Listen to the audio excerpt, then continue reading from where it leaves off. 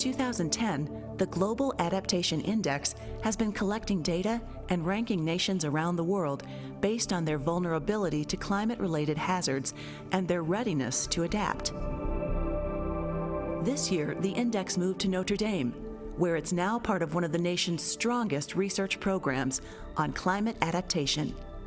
Each country is scored on indicators like food capacity, urban concentration, water access, and even business freedom. Countries can then take steps to move toward more positive scores.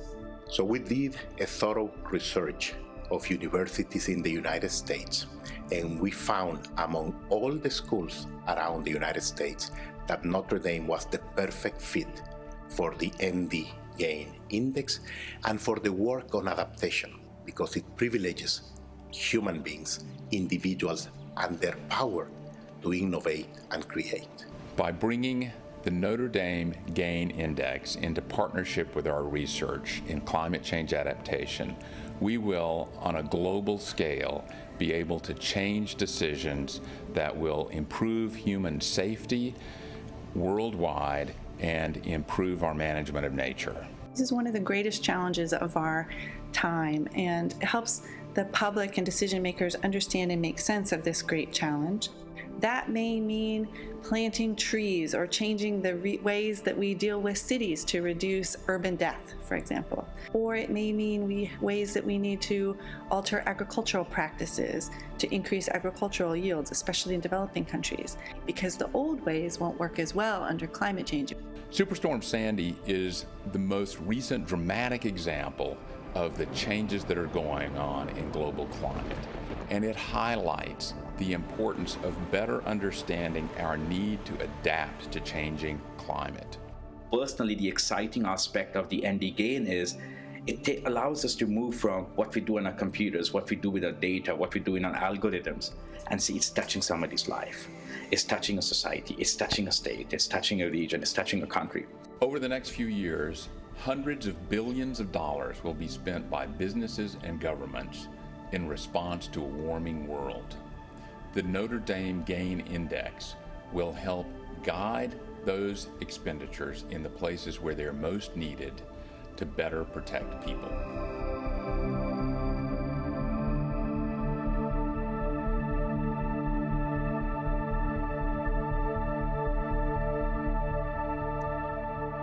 Welcome, everyone. I'm so glad to see you this afternoon. My name is Joyce Coffey, and I'm the Managing Director of Notre Dame Global Adaptation Index, and I'm very pleased to be the first to welcome you to our 2013 annual meeting. On behalf of the University of Notre Dame, we have a really excellent program for you over the course of the next several days, and I'm very much looking forward to a rich conversation. I recall sitting in a very similar auditorium on my first day of graduate school, and the dean, beaming out at all of us, said, "By the end of this, you will have more questions than answers." And I thought, really? Oh my God, what a ripoff. This is $24,000 a year? But of course he was right, and it was great. So my hope for you and for all of us over the course of the next several days is that we will in fact leave with many, many answers, as well as a lot of questions that we can go forth and solve together. As we settle in, I really want to thank especially the Wilson Center for your great partnership, for hosting us and this convening. We so appreciate your generous support and are really thrilled to call your institution a home for the next several days. I want to call out in particular Megan Parker of the Wilson Center's Environmental Change, Security, and Global Sustainability Program. Megan, are you in the audience? Oh, there you are. Thank you so much for the extraordinary help you've given us. She even came in on a federal snow day yesterday to give us the day of her time to help get us settled in. In order to set us on the right foot as the Wilson Center's guests, I'd like to invite Blair Ruble, who is the Center's Head of Global Sustainability and Resilience, and soon to be your Vice President of Programs, to the podium.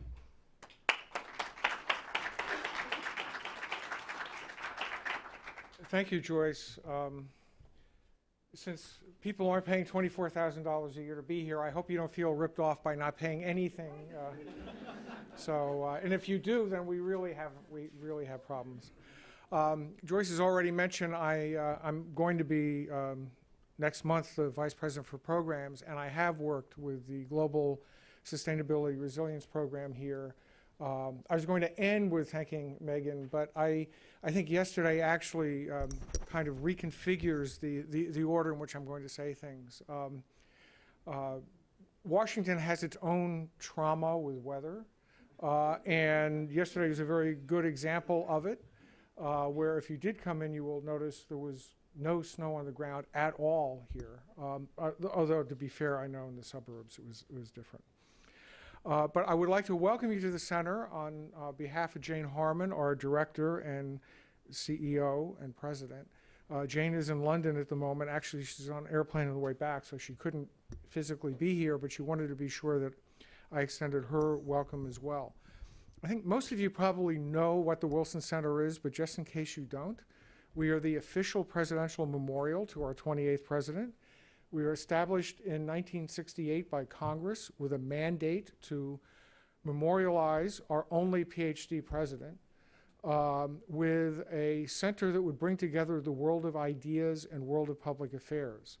And I think the meeting you all are beginning here today really goes precisely at that nexus of how you can mobilize knowledge, the kind of knowledge that comes from research, around the questions that we face as a society and as citizens.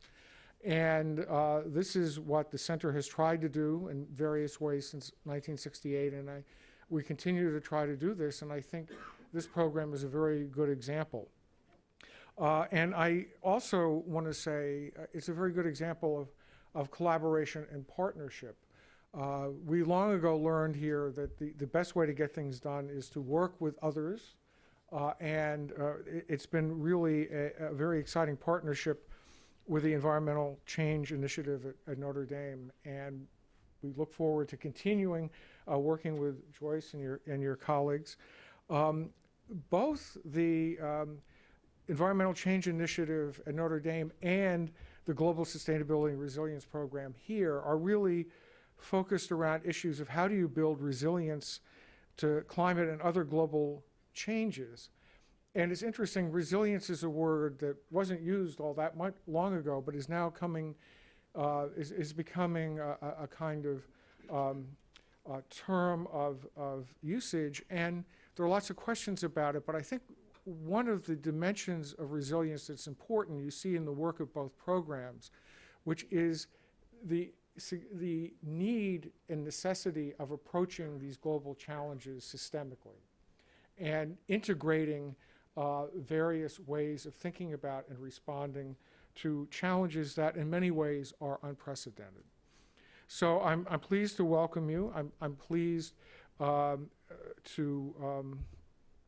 be able to be a platform where you're going to hear about the Notre Dame Gain Index. Clearly, how we go about measuring phenomena such as global change is very important for how we talk about it and how we think about it. And this is a premier example of how we can go about and use the ways we try to measure change as a way of formulating how we engage with change. And I think that that's an important part of what you're going to be involved in for the next couple of days. Finally, I want to thank Joyce and Peter and Heather from Notre Dame and all of your colleagues.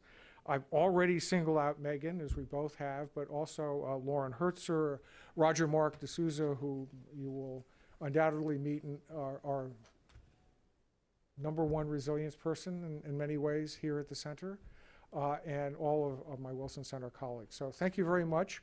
Enjoy it, learn a lot, and yeah, have more questions when you leave than when you came in with, or will feel ripped off. So thank you.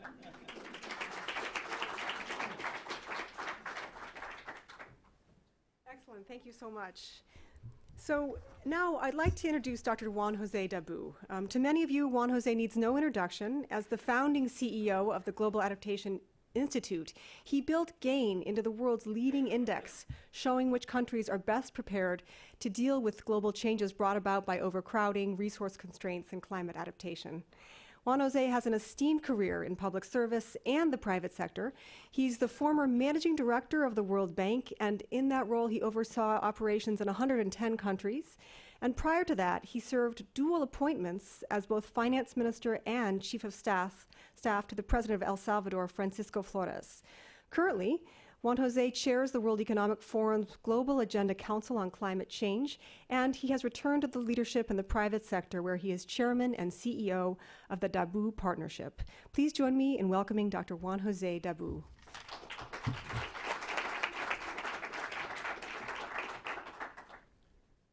Thank you, Joyce, and good afternoon. Welcome to everybody here today. We have some guests that have fly from overseas, from Brazil, from New York, overseas, and from the United Kingdom as well. It is really a great opportunity for us to get together after a few years of starting this endeavor.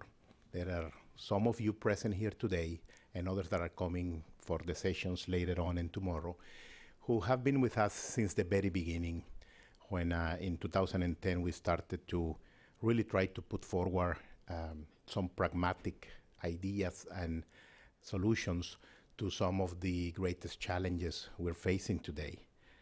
So as it was said before, the world is changing and evolving at an incredibly fast pace. Population shifts, economic development, urbanization, and the effects of climate change represent one of today's greatest challenges for society. The sterile debate, especially in a city like this one, as to whether or not climate change is human-created, is a distraction from efforts that cannot wait. Lives and livelihoods are lost every day.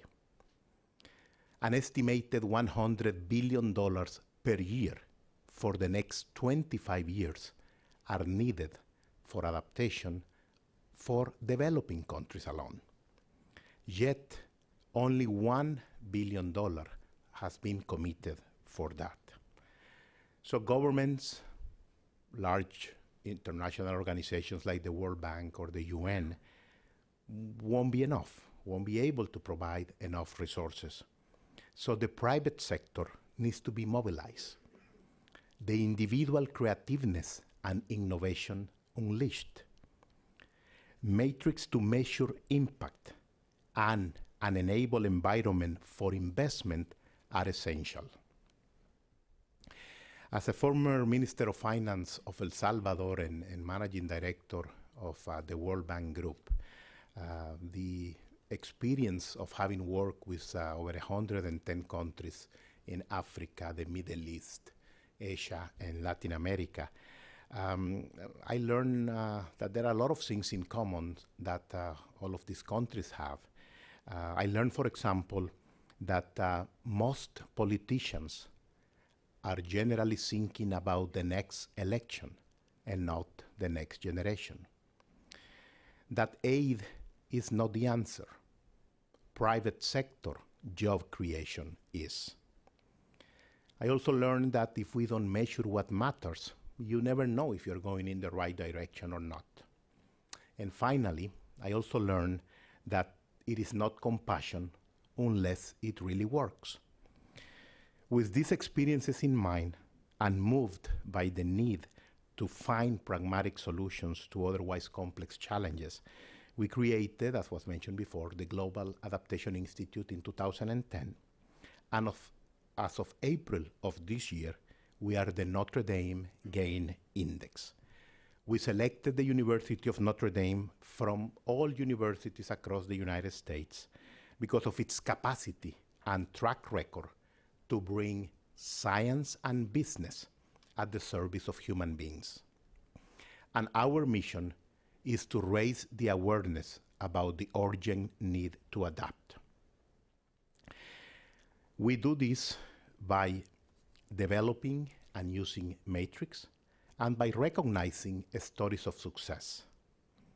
Today and tomorrow, you will hear from champions from the private sector, civil society organizations, academia, and the public sector about adaptation as part of national security, innovations in infrastructure to build more resilient societies, including roads, bridges, satellite communications, we will hear of creative solutions to address food security, how best to use big data and adaptation tools, and supply chain costs and opportunities in a changing climate. This journey is going to include the most expected release of the 2013 ND Gain Index tomorrow, with all the rich information, rankings, and lessons learned that the index provides.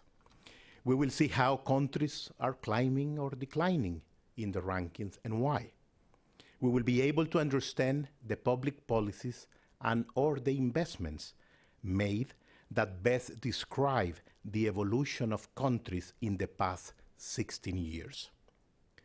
By the same token, there will be a recognition to the work on adaptation that several corporations are doing. Now, to finalize, I'd like to share with you a short story about my country, El Salvador.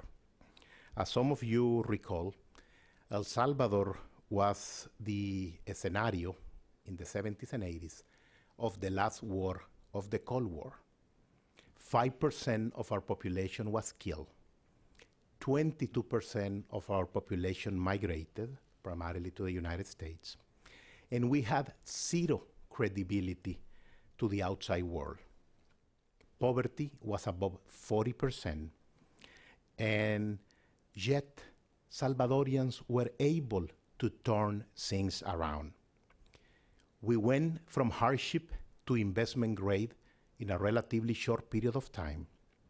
And between 1989 and 2004, El Salvador reduced poverty by half and created opportunities for a middle class to flourish. We did it by taking destiny into our own hands and by stop blaming others for the problems that were ours. The reforms that we implemented were difficult to sell in a polarized society, yet we were able to open our economy, reduce unemployment and inflation significantly. Access to competitive education and healthcare was possible. Strategically, we frequently use indices to persuade politicians about the urgency of these reforms, to be able to compare ourselves with our neighboring countries or from countries around the world. If I would have had a tool like the ND Gain Index at that time, life would have been much easier for me. So the opportunity is there to be grasped. The ND Gain Index is a simple, open source tool that helps decision makers in the public and in the private sector to make more informed decisions. The kind of decisions that can help save lives and improve livelihoods. I trust that all of you are familiar with the ND Gain Index and that during the next 2 days, you will see how it is being used by many organizations around the world. Again, welcome and thank you for your participation.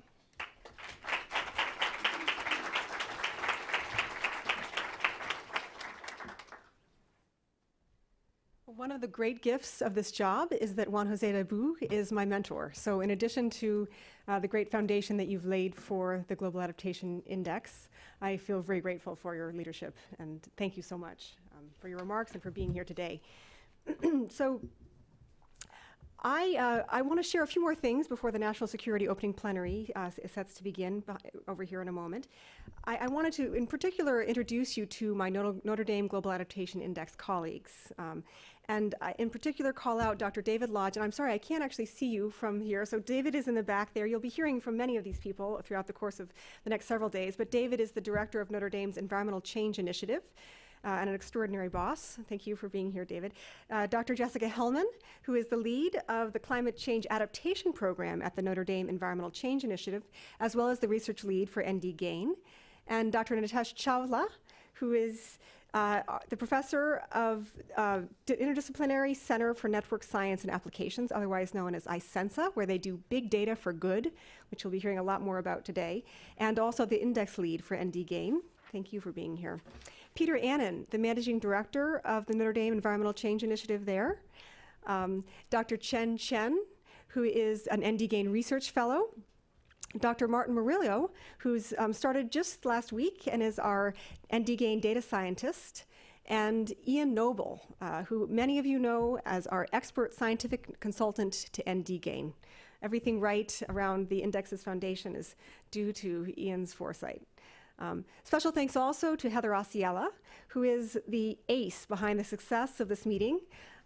She, Notre Dame student Sarah Sensman, and Jamie Carson, who's president of CC Global, are all here to help any of you that have special requests.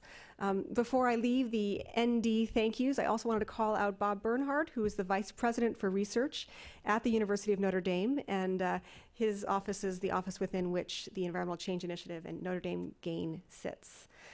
So while I'm sharing a few logistics, please feel free as the Notre Dame or as the National Security Panel to come to the stage if you're on that panel, so we can begin that momentarily. Let me just mention that the bathrooms are located out the door and to your left, so go back towards where your coats are, and there are bathrooms on every level in that same location.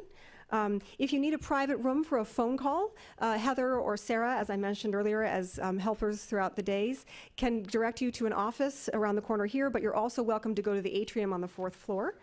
All meetings will essentially, for this whole event, will essentially happen here in the auditorium or downstairs on the 5th floor, just beneath us. And the networking area for our breaks is out this door and through the double doors. And I think that many of you have probably tried to use the Wi-Fi. It's free here, so if you go and just look for the Wilson Center Wi-Fi, you'll be able to access it without a password. I'll also, momentarily, there'll be a slide behind me that will include some of the social media information for the conference, but I wanted to call out that on the back of all of your badges, there's also that information for any of you who wish to tweet or use Facebook. And importantly, the most up-to-date agenda is also posted on the ND Annual Meeting 2013 site. So I wanted to mention that in particular because this first panel, in fact, has several changes to it, which Michael Hirsch, our moderator, will point out. So before we get started today, I wanted to mention that we have an opening plenary here, and then there are 2 concurrent sessions, one here and one on the 5th floor, and then 2 panels in the afternoon, followed by a reception and keynote tonight with great food, great conversation, and great networking opportunities. This is definitely why you're here in DC in November, so you can have all those excellent conversations that will launch you into a new year with a fresh perspective with your colleagues and peers. And after the opening plenary that will commence momentarily, we will break for a transition to allow for those of you who wish to go to the 5th floor to do so.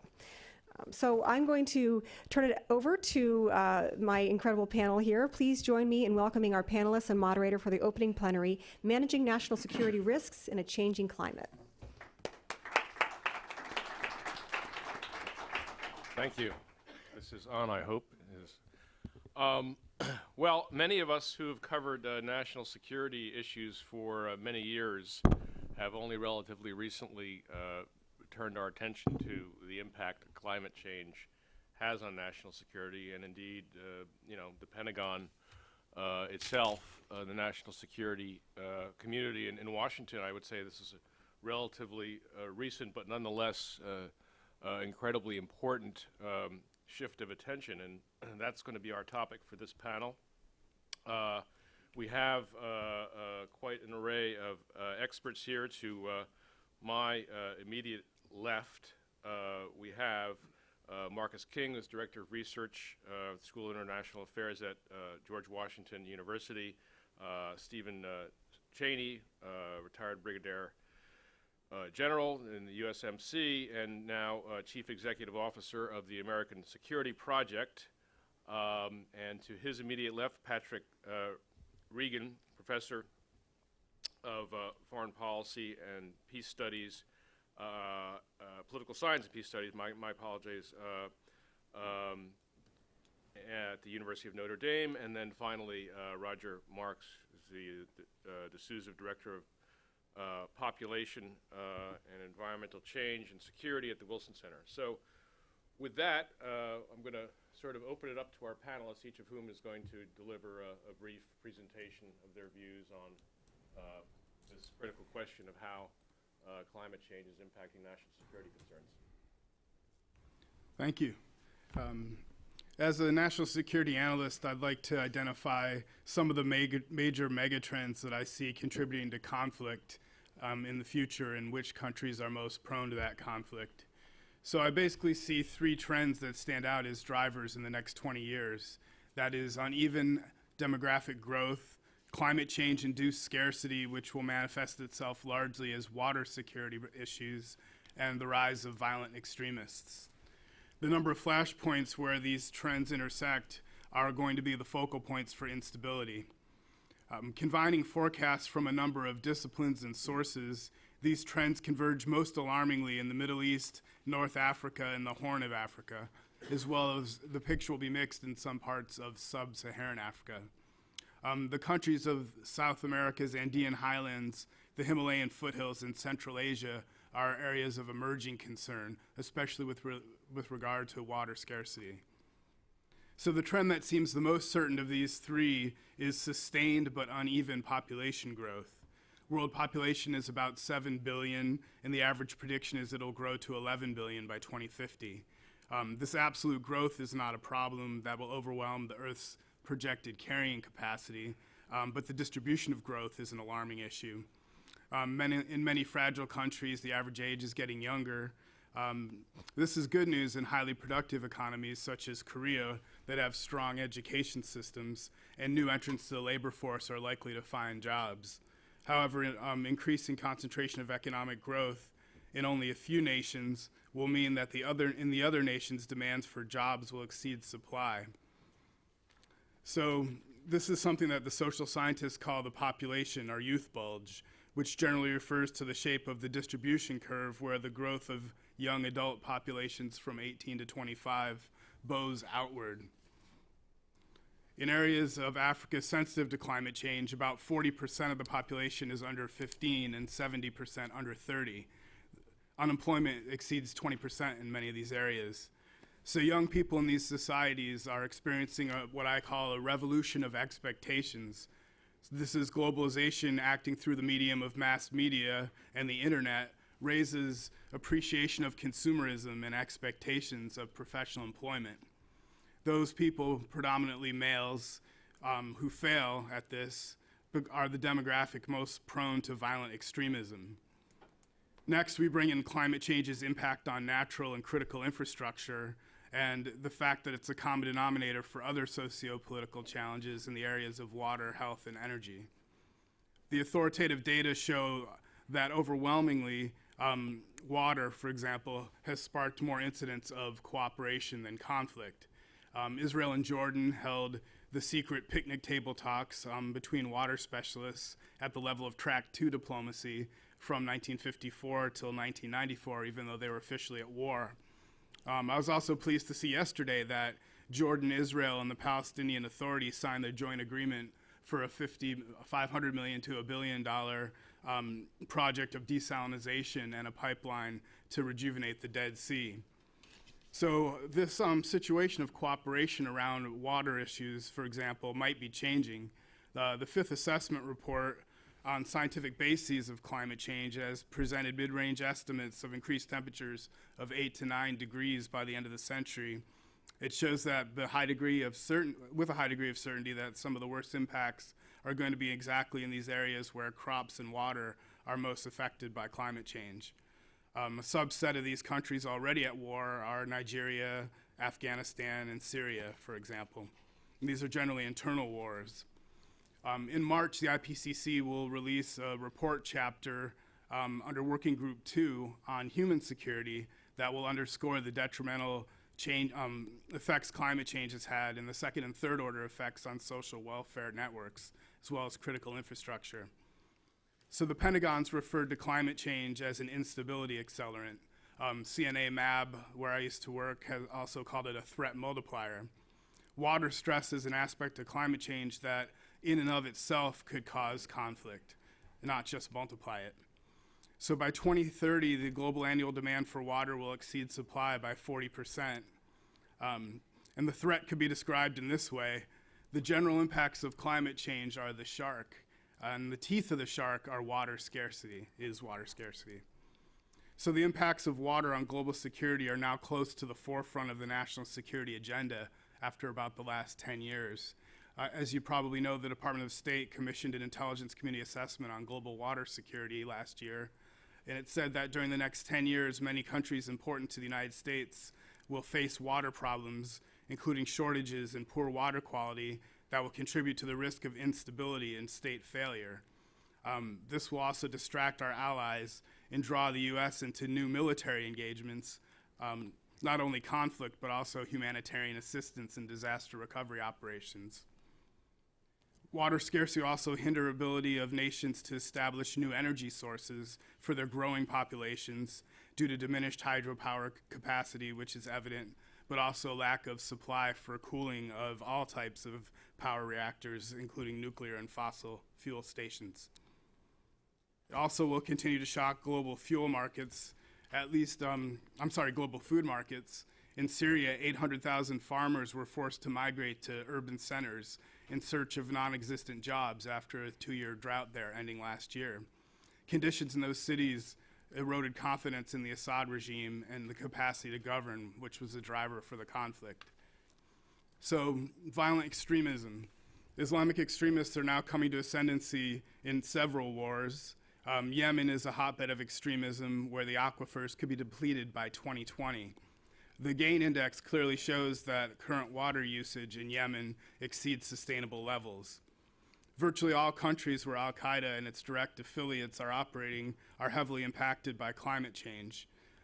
While the intensity of conflict in the major theaters has diminished, the distribution and the absolute number of countries facing extremism is increasing. So quickly, 2 nations stand out as places where these 3 megatrends will converge and probably cause the worst challenges. The first is Nigeria. I haven't seen sufficient evidence that the drought and water scarcity are a motivational cause of the violence by Boko Haram in the north, the violent insurgency. But what we do know is that these conditions are eroding the population's resilience to their attacks. Also, the ongoing insurgency in Niger's southern delta is led by a coalition that has grievances about sharing of oil profits, but also environmental degradation of the water there. So Nigeria's explosive population growth is also providing ample combatants for both internal conflicts. The GAIN index places Nigeria in the area of high vulnerability and low readiness. The GAIN index indicates in Egypt that climate vulnerabilities are manageable, but improvements in readiness will help it to better adapt. Unfortunately, political upheaval has disempowered the environmental ministry there that has already had little focus on building resilience. So the climate challenges for Egypt in the future are very formidable. Sea level rise and desertification will both take their toll on the thin fertile zone around the Nile, where nearly all the population and all agricultural activities taking place. And also 100% of the fresh water within Egypt, nearly 100%, comes from outside the country, and Ethiopia is planning dams. So how can we prevent the realization of these worst outcomes that I've predicted? Scientific global and regional climate circulation models, demographic models for growth, and intelligence agencies' political risk estimates all have some degree of fidelity, in my view, out to about 20 years. But the GAIN index is valuable as a new tool for both national and corporate partners because it utilizes data and helps us better understand vulnerability and resilience at both the national and subnational levels today. This will contribute to conflict prevention, which is the key, by hopefully informing investments in sustainable infrastructure to avoid some of the worst prospects for violence in the future. General Cheney? Certainly. And Joyce, thank you for this opportunity, and Mike, thank you for chairing this. I regret that Admiral Titley's not here today, because some of you may not be aware of the story or the relationship between the United States Navy and Notre Dame. But if you Google it, this is a true story. Snopes will prove it. The Navy saved Notre Dame during World War II, and the payback was perhaps the largest NROTC unit forever since World War II there at Notre Dame. And secondly, the Naval Academy get the pleasure of playing football every year with Notre Dame. Now, you say that might not be a pleasure, but I will tell you, having been a swimmer at the Naval Academy, the athletic program greatly, greatly, greatly appreciates playing Notre Dame and the exposure for that. So there's a very close relationship, and I have a strong appreciation for Notre Dame. I hope today that I don't prove Winston Churchill's axiom right, that since light travels faster than the speed of sound, some people appear bright before you hear them speak. So let me talk a little bit about my background and then why I'm here. I am the CEO of the American Security Project. We are a 501c3 nonprofit created in 2005 following the 2004 election. And then Senators Kerry, Hagel, Hart, and Rudman got together, and they were so disappointed when you brought up topics like climate change, energy security, nuclear security, asymmetric operations, to name a few, that they got politicized immediately, and nobody looked at the facts, and either you were on the far right or the far left, and you criticize them. So they said, hey, can we put an organization together that would have a board comprised of roughly a third or more flag officers, admirals and generals, another third being politicians, senators, and representatives, in one case, Governor Whitman's on our board now, and a third businessmen and women. And we have existed since then to produce studies and hopefully influence public opinion in the Hill on each of those topics that I mentioned from a statistical and factual perspective, using the national security point to all of them, particularly in regards to climate change. We are nonpartisan, and we aim to stay that way. We don't support any one particular candidate or party, but we will support or criticize policies. Now, I know everybody in here knows there are many global security challenges, not just those you read in the headlines. It's not just Iran, Afghanistan, or Egypt. There are overarching strategic challenges that need solutions now. When you look back over the last couple of centuries, look at the second decades. They've been very interesting. 1910, 1920, nobody predicted World War I. 1810, 1820, War of 1812. Now, I'm not saying we're going to have a war this decade, but you're going to see some challenges come up, and I think climate change is going to contribute dramatically to what's going to happen over the next couple of decades. We all know the Cold War is over. The world economy is truly linked. China's out of isolation. There are lots of threats and opportunities, but I'm here to talk about the national security implications, specifically of climate change. Now, I would hope that most in here would agree that there is something happening to our climate, and I'll give you some anecdotal stories, and you're probably wondering why a Marine general cares. In 1999, I went down and took over Parris Island, and the general I was relieving pulled me aside, and he said, you're going to have two big problems here. One was a personnel problem, and he said, the other is going to be hurricanes. And I kind of laughed about it. 60 days later, Hurricane Floyd appeared on the horizon, Category 5 hurricane taking direct aim at Parris Island. Parris Island is 12 feet above mean sea level. The storm surge was predicted to be 20 feet. We had to evacuate 10,000 people, not the least of which were 8,000 recruits, and move them some 200 miles inland. So I, real quick, firsthand found out about hurricanes. Then in 2006, I went down to South Texas, and I took over the Marine Military Academy. Not saying bad luck follows me. However, when I flew into South Texas along the Rio Grande back in 2005, 2006, everything was green. I mean, the fields were green. It was lush. It was beautiful. By about 2009, 2010, they were starting to experience the worst drought in their history. And I can tell you today, the cotton crop, corn crop, wheat, sorghum are all decimated, along with there is no cattle. I mean, they are gone. Then in 2008, we had a hurricane, and I would have never believed that either. It was a Category 1 named Dolly. Not many people heard about it, but it sat for 24 hours on my campus and did about $10 million worth of damage. Of course, everybody's familiar with Sandy and what that did, and that didn't even get to hurricane level when it struck. But I learned firsthand what the weather can do to you. Now, I'm sure you all know that the last decade was the hottest one in history. This particular year is on course to be the 7th hottest since records have been kept. When you look at the Arctic ice, a study released this past summer predicted that the Northwest Passage would be ice-free by 2015. But as recent as 2 years ago, they were predicting 2050. So there are some dramatic changes. Now, some would say, well, there's an advantage to the ice melting. It cuts 8,000 miles off the shipping route from China to Europe. It opens up the oil fields and mineral exploitation in the Arctic. I'm not sure you would view that as an advantage, at least from the national security perspective. So let me talk about why climate change is a national security threat. There's no doubt it causes instability, it worsens poverty, causes political instability, and it risks conflict. And let me just take a quick tour around the world and hit some spots that you did not hit.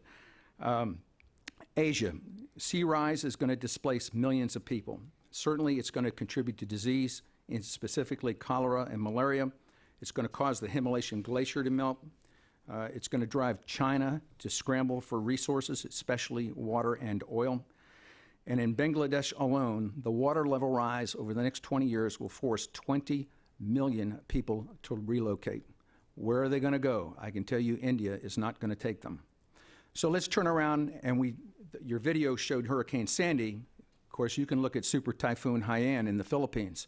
Last month, 13,000 American soldiers, sailors, airmen, and Marines engaged in relief efforts across the Philippines. And the need for such missions are going to increase in hotspots all over the world, particularly in Asia. And the militaries of the world are the ones that are probably going to end up responding to most of these. In North Africa, water scarcity is going to drive migration. I'll tell you a short story about the Mali insurrection. The Tuaregs, who are the main participants in that, were driven north in that country by drought. That's what forced them to move, and then, of course, that started the conflagration that's going on there. Some would not associate the forest fires in Russia in 2010 with the Arab Spring, but the massive forest fires in Russia in 2010 caused wheat prices to skyrocket around the world, particularly in the Middle East, and that helped sow the seeds of the unrest for the Arab Spring. There's instability on the borders already. It's feeding instability in Europe. This all leads to further adding to economic instability and political unrest. Our U.S. military bases are certainly threatened. I'll give you one poignant example. Our base in Diego Garcia, which is a major staging base for logistics and what we call maritime pre-positioned shipping, will go underwater in 2 decades. We're going to have to find a place to put all that stuff. We have some 30 other bases and stations under threat from rising waters. Coastal bases in the United States will flood, like Parris Island, or for perhaps the U.S. Naval Air Station in Norfolk.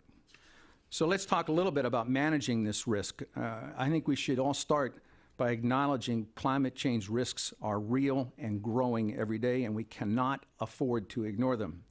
And here's one of my favorite lines. Even if you choose not to believe that human activity contributes to climate change, or even that the climate is changing, from our military experience, we know that waiting for certainty on the battlefield can be disastrous. You better start planning now. Now, managing risk requires a very prudent response, and the first step of which we believe at ASP is an energy debate that addresses the challenges of the 21st century, not one back in the 1970s or devised for the 70s. The greatest dangers lie in being unprepared. And all of this argues for a prudent, no-regrets action which will reduce emissions, build greater resiliency now in order to reduce future risk. We certainly need to get a grip on man's contribution to climate change. Carbon dioxide emissions are responsible for this increase in climate change.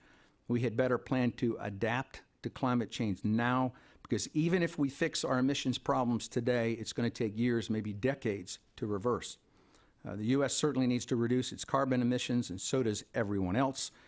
The U.S. and China are by far the greatest emitters. Whatever the mechanism, we need to fix this, or we will indeed pay later. We're going to have to plan and be ready for the impacts of climate change. The military has always been very good about planning, and since 2010, when planning for climate change was included in what we call the QDR, the Quadrennial Defense Review, the United States military has been pretty much a global leader in planning for climate change. This indeed has set an example for countries around the world to also prepare for and mitigate the threats of climate change. The American Security Project put out a Global Security and Defense Index last year that showed that over 70% of the countries in the world have acknowledged the threat of climate change on security, and many have begun to plan for the military consequences of climate change. We hope that the 2014 QDR, which is coming up in January, will build on the strength of that particular statement that they have in a QDR on climate. So in conclusion, I just want to say that the real global challenge, it's here and it's with us. And as my board member and co-founder, Senator Gary Hart, said, we need to recommit ourselves to the Republic and work on climate change, on adaptation. It's going to require work, sacrifice, and certainly strategic planning, and hopefully that will ensure our future. Thank you very much. Professor Reed. Thank you. Oh, sorry. You gotta do that, go ahead. I'm a bit of a pinch hitter here, and I was given a note that gave me 6 questions and 6 minutes. It's dangerous to be further down the chain because I'm going to sing some of the same song that my colleagues have sung. It's also dangerous to give an academic 6 minutes. Here's what I'm going to do. The first question is whether climate change contributes or has potentially contributes to conflict in the world. I study civil wars. I think the first thing to keep in mind is understanding conflict is hard because they're complex phenomena that no one issue is really going to be a driver for it. But I think of civil wars as something of a domestic bargain gone wrong. And what domestic folks bargain over is the distribution of resources, and as we squeeze the resources, we make it more difficult to redistribute them in a way. So climate pressures should affect the amount of conflict that we see. The evidence, however, seems to be incredibly mixed in spite of the specific cases that were identified. There's a recent Science article that came out that made this definitive claim that climate drives conflict. To my mind, the reviewers were a little lax in that paper.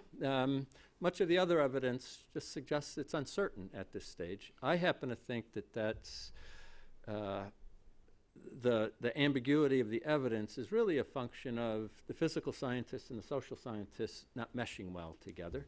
And it's the theory and the research design and the evidence just need to be more closely tied together. But I think that the results should point in that direction. Let me give you an example. The U.S. Department of Defense estimates that I think it's by 2060. I was given 7 minutes to prepare for my 6 minutes, so I might be off in dates and sizes and things. They estimate that 600 square kilometers of arable land in Africa will go offline by 2060. And I believe 600,000 square kilometers of land would translate into something on the order of a swath of land 180 miles wide, 2,000 miles across the United States. If you took that out of the United States, we would have a food scarcity problem and we would have a migration problem. And when refugees go somewhere, they're going to go to some place that's currently occupied. So that bargain over domestic resources is just going to get incredibly more difficult. So it should be a problem for stability. And 6,000 square kilometers is a lot of real estate that's currently productive to take offline. If we're incapable of redistributing it, then I think we should have conflict, or the model should predict conflict. However, and I'm going to speak to this a little bit later in my answer to the third question, adaptation may provide a mechanism for increased cooperation. And I think we know pitifully little about this, and it would suggest that there might be competing pressures over the impetus or the climate drivers of conflict. I'll come back to that in a minute. The second question, are there conflicts that you think catalyzed or exacerbated by climate change? I think the Darfur region of Sudan is just a clear example of this. Many tens of thousands of women and girls have been raped in that conflict. Some hundreds of thousands have been killed, all people. And a British parliamentary report tied that directly to the challenge of competing over increasingly scarce resource called arable land. So as the desert encroached in the region, two people who shared that region for centuries suddenly found themselves in conflict, and it was a particularly gruesome conflict from the perspective of the social ramifications of it. So if nothing else, there are examples out there, as you two point to others, where we ignore this at our peril, maybe. The third question, or a third question, is whether food, water, health, or habitats are the major drivers of conflict. And And are there particular things government should do to make these more resilient? By my way of thinking, they all can be drivers of conflict, and they're all interrelated in that driving process. So, for example, the Jordan River, which has been spoken of, if that dries up, you have conflict. You can't take the Jordan River out of the Middle East without having some people be slightly out of joint with it. And it doesn't matter whether it dries up geologically or it dries up politically. We know there'll be conflict over that one river. Crop yields lead to migration, and because of food insecurity. So if you increase the internal migration patterns because of a reduction in something as simple as water, you're going to increase the pressures on that society. And I think we know from public health type issues that our health is affected by nutrition and our environment. So if you increase food security and therefore reduce nutritional viability, you put stress on a society in ways that will be hard to cope with. I have a note here, and this is just to reiterate it, that I'm going to say it one more time before I'm done. Adaptation and conflict is something that we know perilously little about, because these are the types of things that we could and should know about, but they're some forms of proactive policies that we could intervene with. I'm going to skip a couple questions, in part because my 6 minutes will run out, but in part because I don't feel like I can speak to them intelligently. The sixth question is here is, do you think that collaborating across geographies on a resiliency project lays the groundwork for more peaceful outcomes? There is an argument that if you can work on adaptation, you can generate cooperation. The theory would say that if you cooperate over the hardest issue, then cooperating over other issues simply become more doable. Riparian agreements are at the forefront of this evidence. So there's evidence out there of two states negotiate over a water boundary in a way that redistributes that water effectively, that the two states become dyadically more peaceful in that regard. This has yet to be applied fully to internal dynamics. What happens when one region of one country begins to dry up and they negotiate over that? Does that lead to greater intercultural cooperation? I think that's something that we need to know more about. There is a large NSF grant out of the University of Colorado that is trying to get a handle on some of these issues. What happens when you cooperate over climate-based, and what they generally mean is riparian conflicts. And that should lend some insight to maybe how we think about it, but how the world reacts to it. That must come perilously close to my 6 minutes, so I will give it back. And finally, our cleanup hitter. Sure, great. Thank you very much. I'd like to start by actually telling a few stories. So when Superstorm Sandy hit the United States, I was actually in Bangladesh at the time. And my colleagues in Bangladesh said, boy, you Americans, what's the big deal? We face the vulnerability of a Superstorm Sandy all the time. This is our life. And then a few months later, I was once again in Bangladesh, and all of the operations and work that we had been doing had been closed down because of political conflict, and we couldn't do work. And once again, I was just reminded the reality of the existence of the Bangladeshis and having to deal with this on a regular basis. The second story I wanted to mention was based on a time that I was giving a talk to a number of U.S. military personnel and diplomats, also folks, foreign service officers, who were being sent to Africa. And we were at the National Defense University, and they had asked for a briefing and training about the security dimensions around climate change and what it meant for these U.S. diplomats going abroad and how they should carry out their work. And one of the questions that I got from military personnel was, well, what's the role of family planning and reproductive health and women's empowerment? And I thought, wow, really?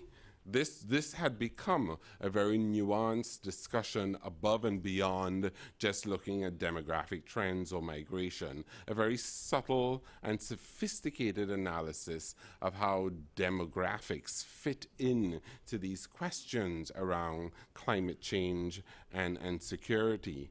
And interestingly enough, I was able to share with them examples and work that had been done by climate change modelers who were incorporating demographics above and beyond just a static 1 point in time number, and looking at a meaningful analysis of this around what at that time was being called population and climate change hotspots, which was an analysis that was done by an organization called Population Action International that was looking at questions around water scarcity, water availability, population growth, declining agricultural production, and an ability to respond to climate change impacts, an index that had been developed working with climate change modelers. And that analysis points to 26 global population and climate change hotspots, primarily in sub-Saharan Africa.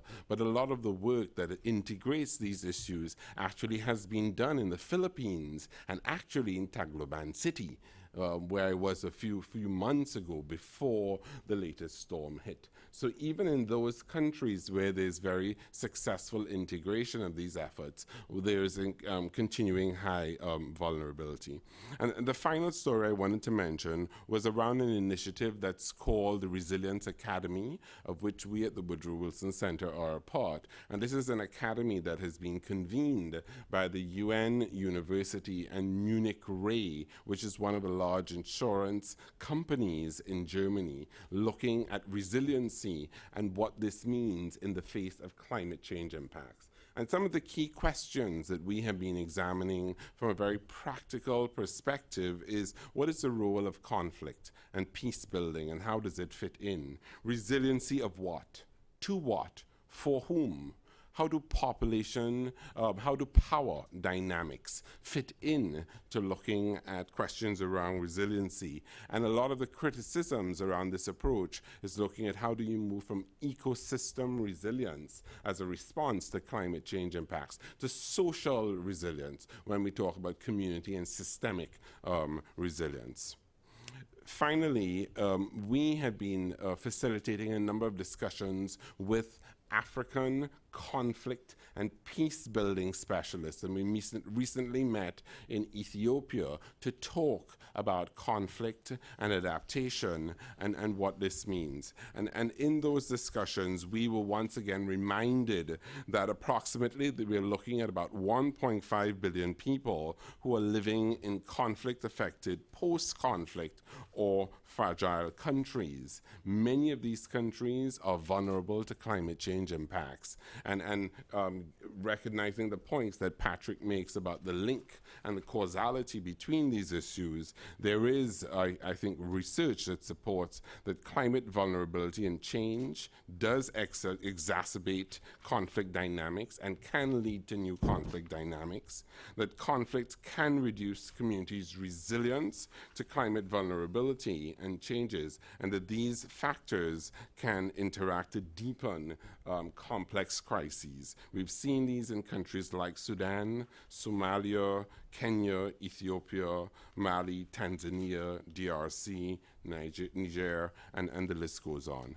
Some of the grounds for optimism and a new approach that's being put forth to really have a sense of how climate change adaptation, conflict, and response can be approached is a development-first adaptation approach that is recognizing this threat multiplier that Marcus was talking about earlier, and is really developing a response in climate change programming that is building on do no harm principles around conflict sensitivity and peace building efforts, and using that as a very comprehensive framework for development programming that gets to questions of overall resiliency building, stability, and reducing vulnerability. And these objectives, sort of overall development objectives, focus on questions around security, national security, a healthy population, and a happy and cohesive society, and is really looking at questions around inputs like clean water, a functional road system, an enabling environment, and examining how that really helps reduce conflict, looking at stressors, constraints, and impediments that could include issues like higher temperature, more intense rainfall, non-climate stressors like a sophisticated analysis of demographics, climate opportunities that may arise, and then sort of recognizing barriers. And using this, and this is actually a new framework that is being implemented by development practitioners like USAID as part of their climate adaptation programming to really be comprehensive in including conflict sensitivity analysis as they move forward. So I think this is one area of optimism and hope that's being developed now, that is emerging, that provides a framework for us to pull all of these issues together. Thank you. Thank you. I'd like to pose a couple of questions to the panel and then open it up to the audience. It does seem to me, as Professor Regan suggested, that there is still a great deal of uncertainty about to what extent climate change affects are an instability accelerant, as the Pentagon put it, or in that sense, to what extent does this affect already ongoing conflicts or conflicts that would occur otherwise?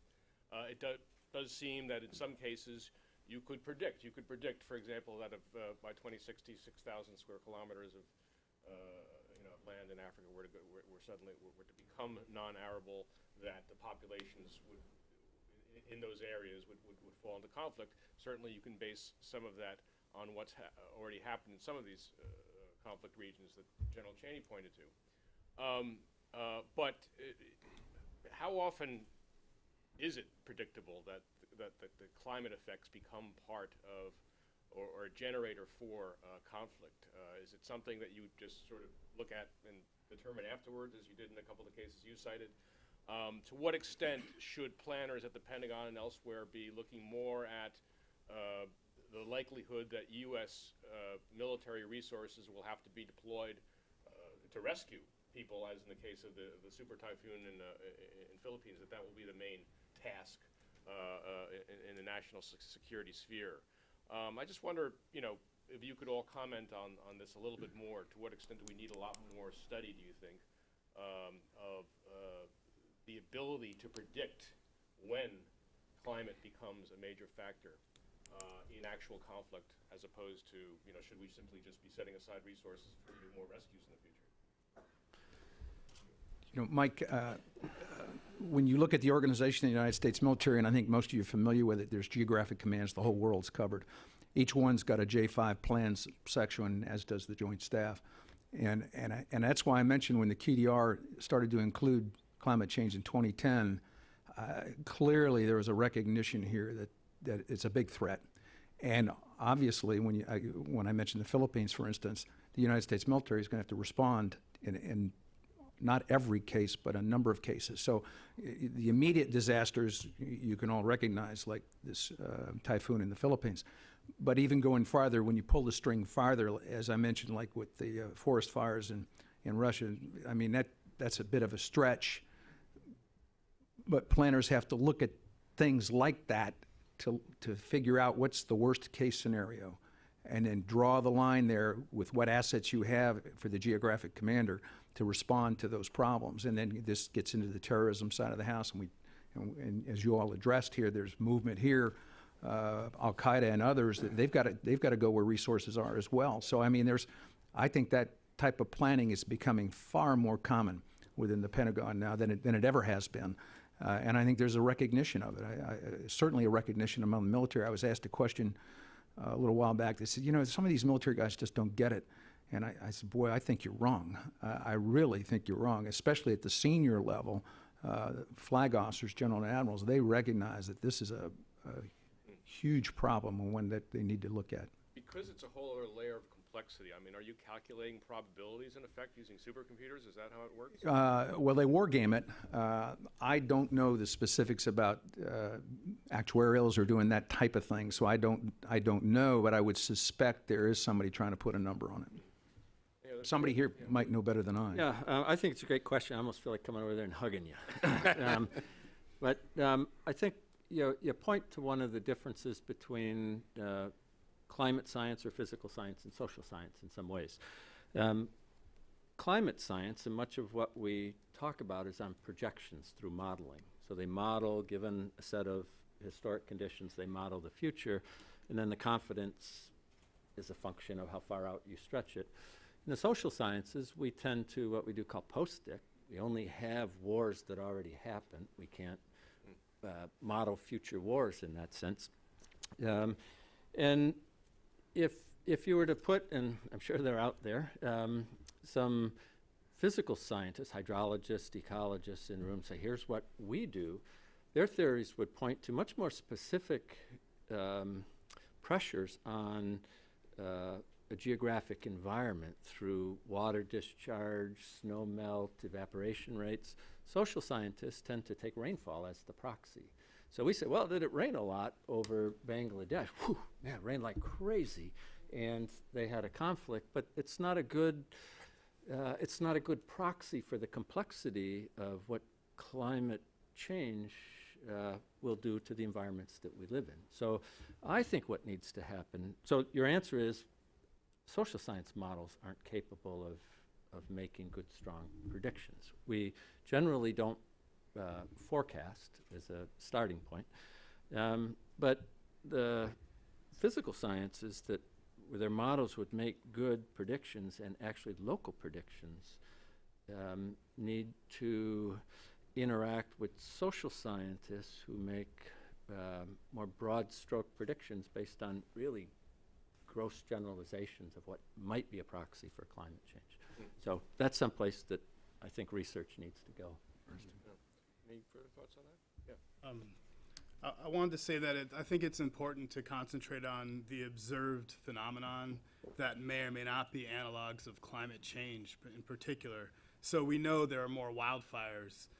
We know that storms are becoming more frequent and intense. We know there are an increased number of droughts, and there's water scarcity. We're not sure the exact tie that it might have to climate change, and a lot of that bogs the national security community down into a political argument suggesting that it's anthropogenically caused, that it's man-made, a man-made problem. But instead, I think it's better just focus on the observed phenomenon and not necessarily worry about the link to climate change, but incorporate what is definitely observed, what is definitely happening into national security planning.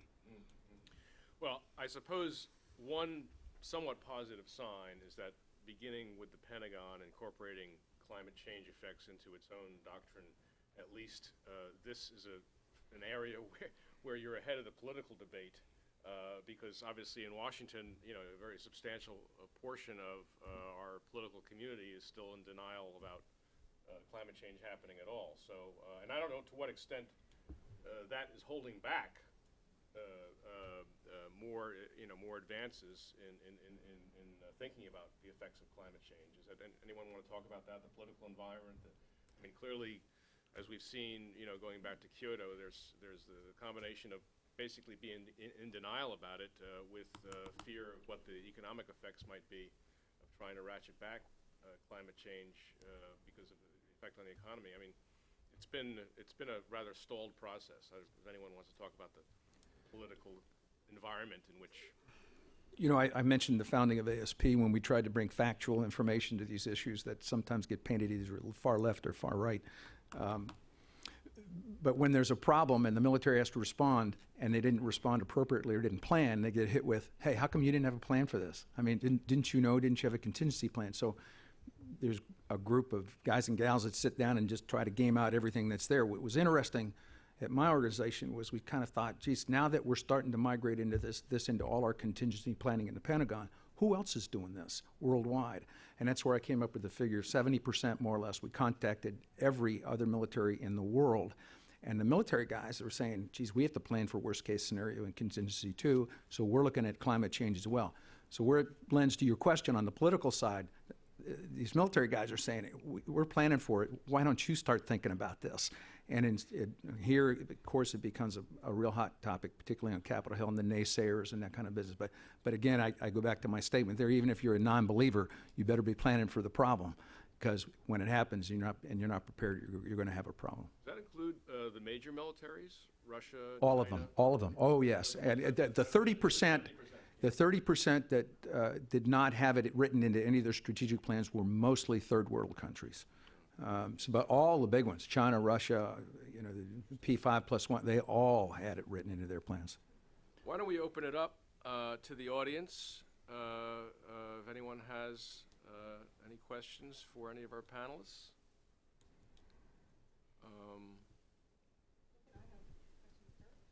Okay. Thanks. Dr. King, I was really taken by the 3 items that you mentioned are compelling us to understand this connection between national security and climate change.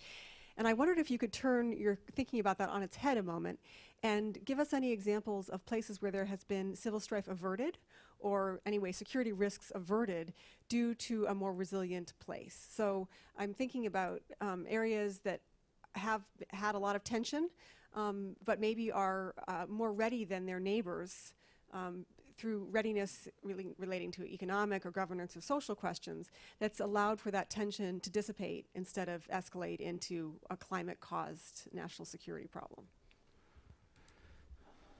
Well, I think sort of the opposite of what Professor Reagan had mentioned is cooperation being hardest around the easy issues. I think sometimes cooperation is easiest around issues of mutual concern, like, for example, engagement around water between militaries and other militaries.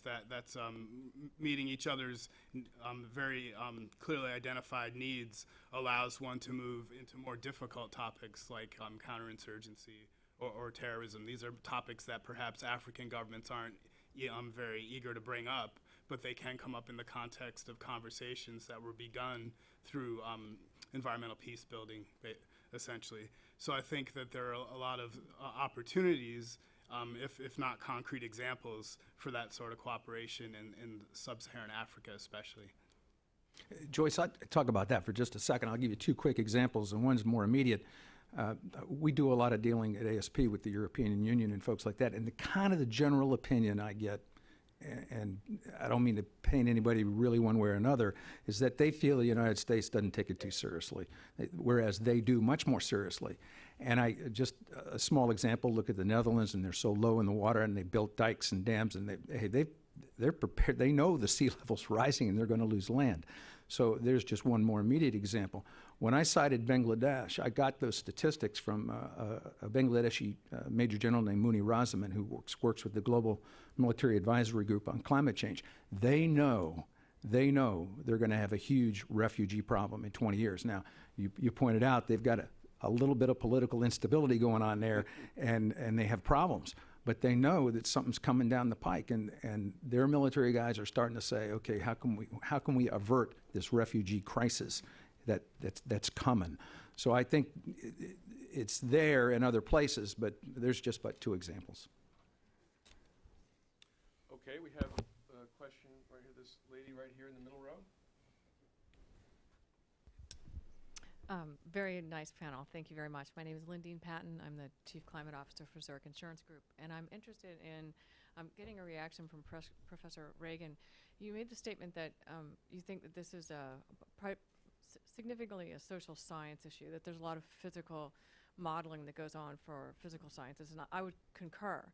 And in fact, I think what's interesting to me at this point, and I'm interested in your assessment of this challenge, we do have a long history of having social sciences do kinds of projections, for example, population projections, economic demand projections. Why is it in this area we seem to have completely failed to connect those two? Because that's where we need it. Without being able to link the social sciences with the physical sciences, we can't do the projections that are essential to get society prepared. And we find many of us can get to the table with one piece or the other, but not the connective tissue. And I'm wondering if you have a suggestion about how that proceeds, because lots of us are at this point. Yeah, thank you. It's a great question. To my mind, one of the differences between projecting economic growth or population is that they follow generally a trend line. Population is going to go up at some marginal rate relative to the prior year. So you could draw a curve that describes population growth, and if you were off by a little bit in any one year, you wouldn't miss by much. The same might be true of economic growth or something like that. With something like a war, they're idiosyncratic over time, so to speak, that they're on or they're off or something. So it's really hard to forecast something like armed conflict. And if you ask the question, okay, do we want to forecast the country that's going to have it? You'd get it wrong almost every time. And it'd be really, really hard if I asked you to forecast the country and the year. So we might get the country right, but we're off by 5 years. That doesn't mean our model wasn't good. It just means that it takes a lot to get people to take up an arm against their government, because they're probably going to be dead. They're going to live in the bush. They're going to live horrible lives. So you got to overcome this collective action problem to get enough people sufficiently aggrieved to be willing to go that route. And we're just, we don't know enough about the drivers of civil war to do that effectively in a way like you can population or income. I think it needs to be done. I'm with you on that. I just think it's hard. If I could just add to that, I would say there are a couple of things. Those of us who work with demographics very often say that demography is not destiny. So a lot of the population projections that we look at, they're not, there are a lot of assumptions that go into those projections. So we very often contextualize those projections. I do think one of the exciting opportunities today is around resiliency thinking and preparing and modeling. And I think more and more we are seeing the natural scientists and the social scientists come together in thinking about planning and modeling for shocks.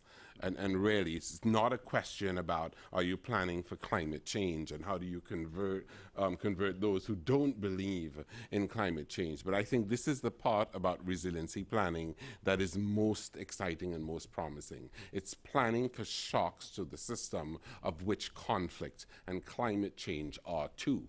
But that sort of overall framework, I have found, has been more useful in bringing folks to the table who previously were not willing to come to the table and think about it in that way. Lady all the way in the back, thank you. I have a follow-up comment to that. I'm Amy Lords. I'm with the Skull Global Threats Fund.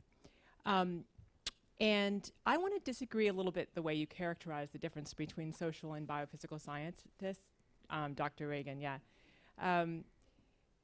Being a biophysical scientist / social scientist, because I think that what you described was a complex system.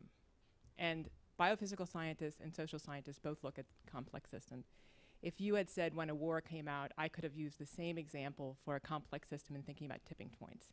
And it would have been the same issue, that you can't describe it exactly. And that's why there's been a shift in the global climate change community now a while ago, but to talk about scenarios of the future rather than a prediction. Mm-hmm.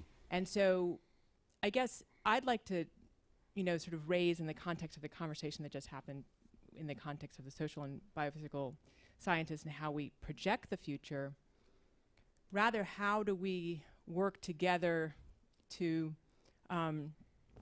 explore scenarios of the future. Because I think that the tools that you use in the military are probably very similar in some ways to biophysical scientists thinking about complex systems, which is increasingly social and biophysical systems.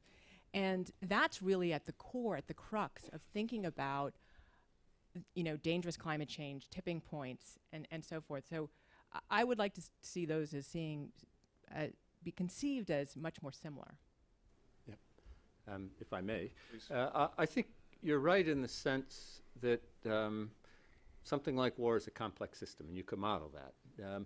Where I meant to go with it is the theories that would predict that complex system from the social sciences are very, very crude. And they're in levels of aggregation of a country and a year. And the pressures that might result from climate change can be very, very localized.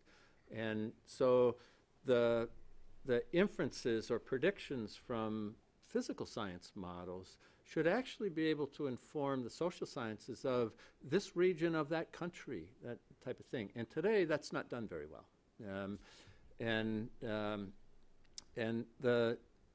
To my mind, the system becomes less complex to the degree that you can make more precise predictions about where you'd expect to see it.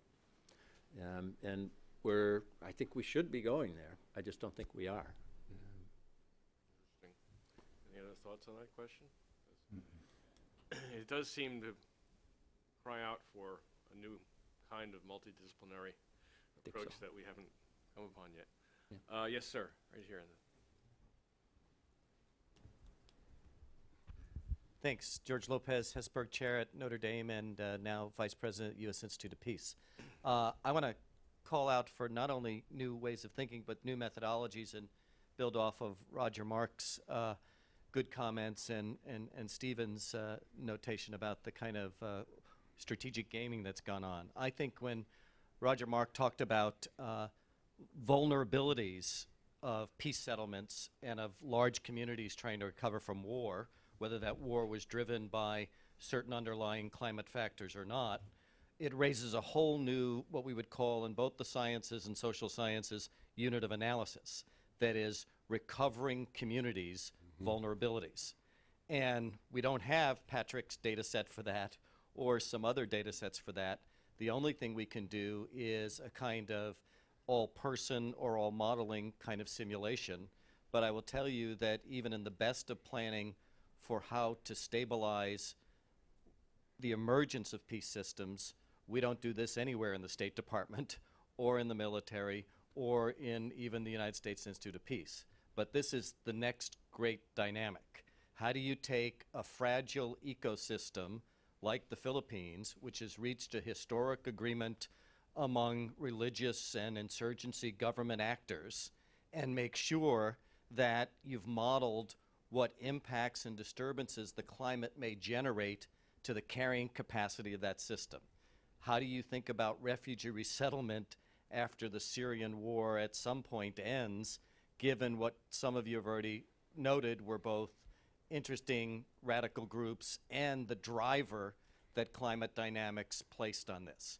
We don't have the models. They're not going to be deductive as in the sciences. They're not going to be very quantitative. They've got to be all-person gaming where you put critical actors who have some experience in these vulnerable communities around the table and you develop them as you go on. That's a challenging methodology, I think. Oh, this gentleman right here in the second row.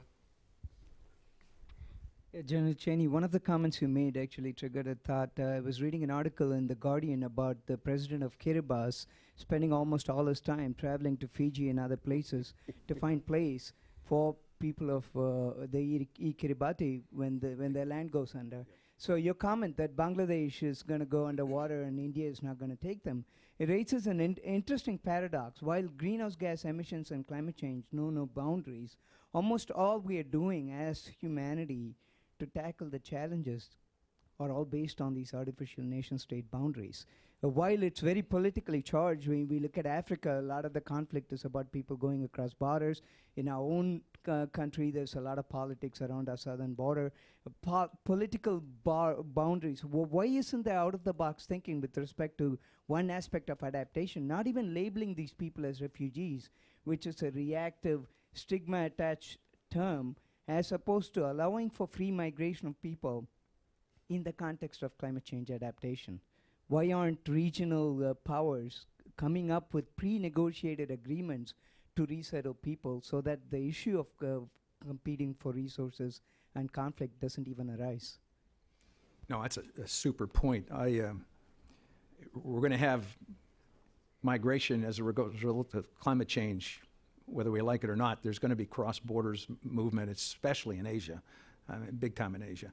And I think that's part of the point when we were dealing with the Bangladesh folks is they're talking, where are we going and can we not deal with our neighboring countries? Don't you understand what the crisis is going to be? And I think they're getting there. There's a little more understanding there because the problem is much more there.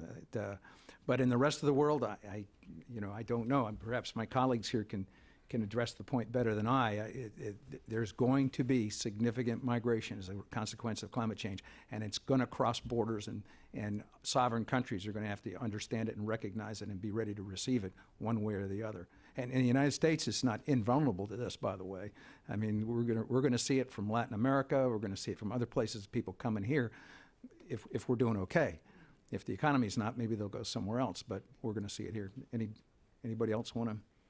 Well, I'd say the basis for the type of cooperation that you envision would be perhaps the recognition under international law of the juridical status of environmental refugees or environmental migration.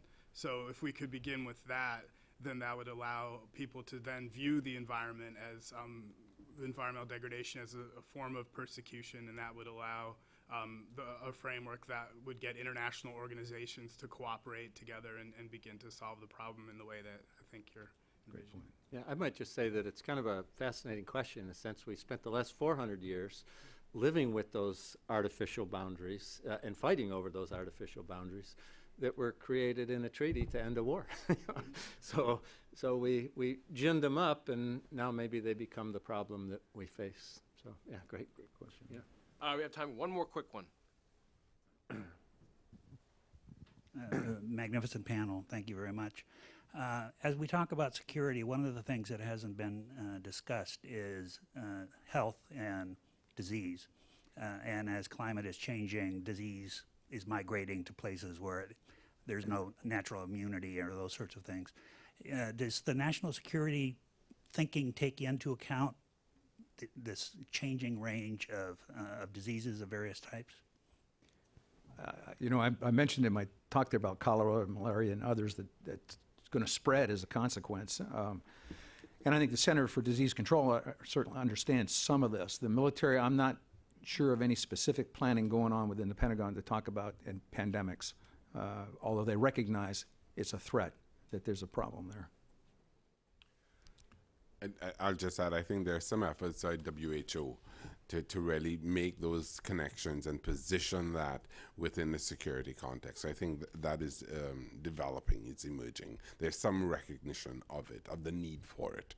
If I could make just 2 quick points, I hope at some point in the discussion today and tomorrow, in this panel, we've talked about the divide between social science and natural science. I hope at some point we also get to discuss the divide between humanitarian assistance and development programming and what that means to the series of issues that we're talking about. And the second point that I hope I'm sure we will come to, but I'd like to flag now that we're all together, is the role of the corporate sector.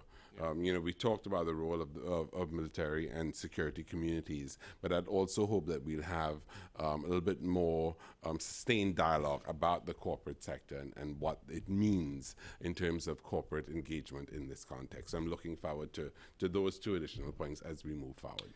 Yeah, I mean, I think the bottom line we can take away here is that sort of commensurate with the need for a new type of academic study of this issue, we need a whole new sort of interagency approach on the governmental level and bringing in the corporate sector as well. That presently does not exist, so that's certainly something to think about for the future. Well, thank you very much.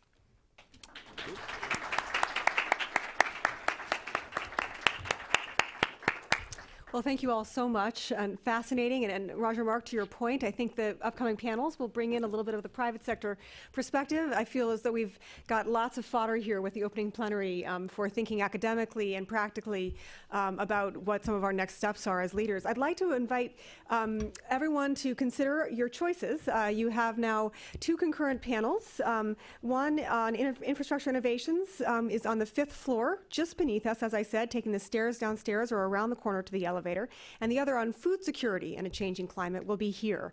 So we have about 10 minutes, and each of those panels will start up in at 2:15. So please make yourself comfortable, and look forward to seeing you back here or downstairs. Yeah, it's a pleasure. Michael, thank you so much. You'll hear yeah. So you're writing your notes furiously. If you go, you're going to hear the same speech. Thanks a lot. Mike, thanks. You a card? What's that? Yeah, I do. Yeah. Thanks. I'd like to get together sometime. Anytime. Talk about what you guys do there. I've always been interested in ASP's work. Well, come on over. I'll have you over anytime. Thanks. Thank you. Very interesting. Hey, thanks.